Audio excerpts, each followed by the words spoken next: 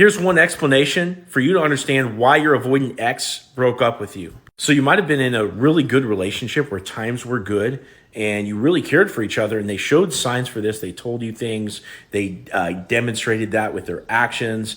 And to the best of your ability, you understood that everything was great. Until one day, after a certain amount of months, or maybe even years potentially, you get into an argument, and it might be a recurring issue or it might just be a first-time issue.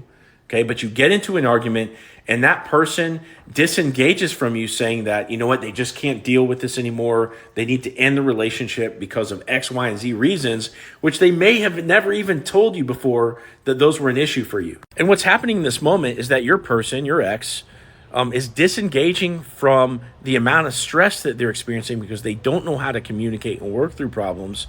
And whatever other sources of stress in their life, could be a business, could be, studies, it could be anything, right? But whatever it is that they're going through at the time, that in addition to the stress from the relationship is causing them to have a trigger. And this is where they're going to start rationalizing their decision to get away from you, which is an additional source of stress. They're going to start telling you about all these reasons that they've never brought up before, potentially, about why they need to get away from you. And it's because they're experiencing too much stress. They don't know how to communicate with you, and they already have other sources of stress in their life.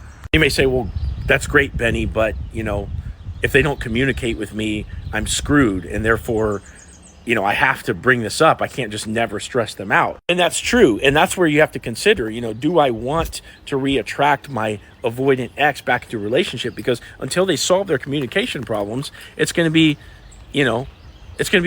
unworkable. And so while somebody like me can teach you how to reattract an avoidant ex back into a relationship, I can teach you how to play with fire, right? But you could be playing with fire. Be careful what you wish for.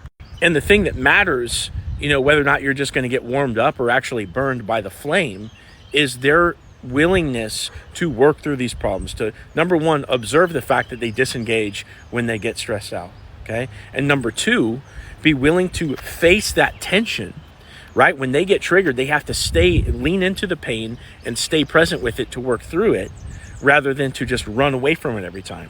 And of course, one of the biggest things is that they go to therapy with you and they block off time and they dedicate to this. So that way the problem is beginning to get fixed, in addition to them being willing to lean into the pain, but they're also going into therapy to learn how to communicate. Now, if they do all this, of course, it's going to be worth it to go down this path, but you're making a gamble. Now, if you go into no contact and they come back, you can't bring up going to therapy right away or teaching them how to work through these problems. You've got to focus on fun and have good times first before you get to that. Now, if you want a strategy for doing all this, click the link in my profile.